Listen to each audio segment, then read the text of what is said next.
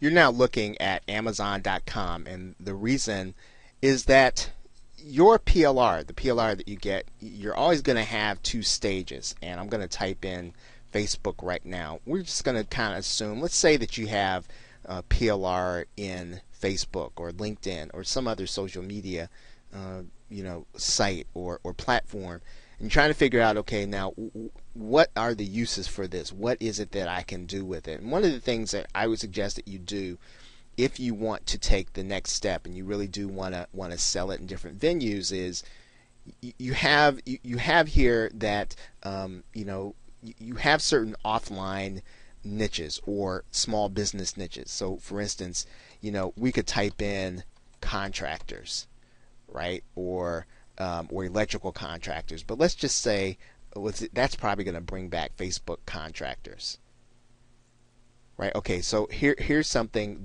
here's a book here, Internet Marketing for Remodeling Contractors, right? And this person has probably just taken, I don't know if they've taken PLR, but they've certainly taken internet marketing, and what they're doing is, you can see here, is they're slanting it, right? They're slanting it for other people. Now you can actually use your PLR and you can actually create something for other local marketers to use, right? You could sell this to offline marketers, or you could sell it directly to the painting contractor themselves.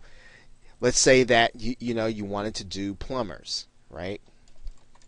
I'm just going to type in plumbers, and you can think of a number of offline contractors. And actually, here's the same guy.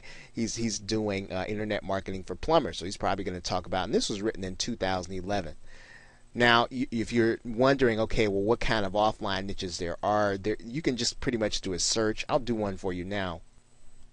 Okay, and all I did was I typed in to Google potential offline niches warrior form, and then there's several searches inside of there. So even if you went to an old thread, that one's in 2011, you're going to see a number of answers here as to what kind of offline niches there are. And you could take any one of these and you can actually slant your PLR to them, right? And so what you're going to be trying to do then is you're going to be trying to apply let's say Facebook in this case, to how they would use it in their business. So yes, this is going to take a little work. It's going to take a little rewriting, and it's going to take a little redoing. But you really are then making the PLR unique, and you're bringing it into a niche. That is one way that you can take it.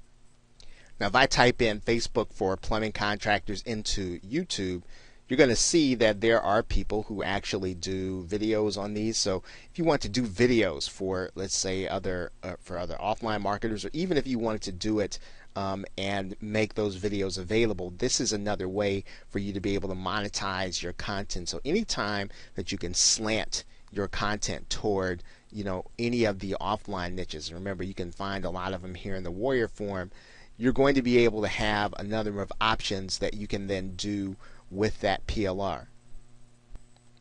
And I would encourage you to just test out some niches, right? Even outside the offline space, like I just typed in Facebook for knitters. And interestingly, there are some things here, and often what you're going to find is that you're going to find out about some things that people are searching for that you would not have searched for otherwise, and then you might even find out a new product idea, or you might find an interview you can do, or you can find another book title you can write. But you can often find different things when you just kind of type in, take your PLR, the subject of it, and then just look for different ways to slant it. Look for different ways to slant it inside of Amazon. Look for different ways to slant it inside of places where people buy things, eBay, and especially information products. If you were and of course, if you wanted to go further, of course you can create products for the Warrior Forum. You can create products for other marketers to use or to build their business by. And now you are going to have to really look at the rights carefully, and you're going to have to redo it totally. But what the PLR does is it's really done the research for you. You're just going to take that research and really turn it into something totally new, and you want to do that according to the demand that you see here on the Warrior Forum. So there are lots of different ways for you to take a PLR package and then go that next step into trying to get it into a form that is monetizable. Now remember, the goal in PLR isn't just to get it into the form of another product. The goal is to get it monetized. So again, you have to look at PLR as raw material. Yes, you can sell it outright, but if you look at it as raw material and something that you're using to build something else, you will then be able to do lots of different things that you wouldn't have thought of otherwise. And again, I suggest that you start inside of the Warrior form, go inside of the Warrior Special Offer form, put in the subject name of your PLR, and then just see what's available out there. See what people are talking about. See what problems people have. See what people are trying to do. And then in some cases, you're going to be able to solve those problems by adding something to the PLR, or in other cases, you're going to be able to create content for someone who is trying to do something with Facebook. Okay, so with that, thanks, and I will see you in another video.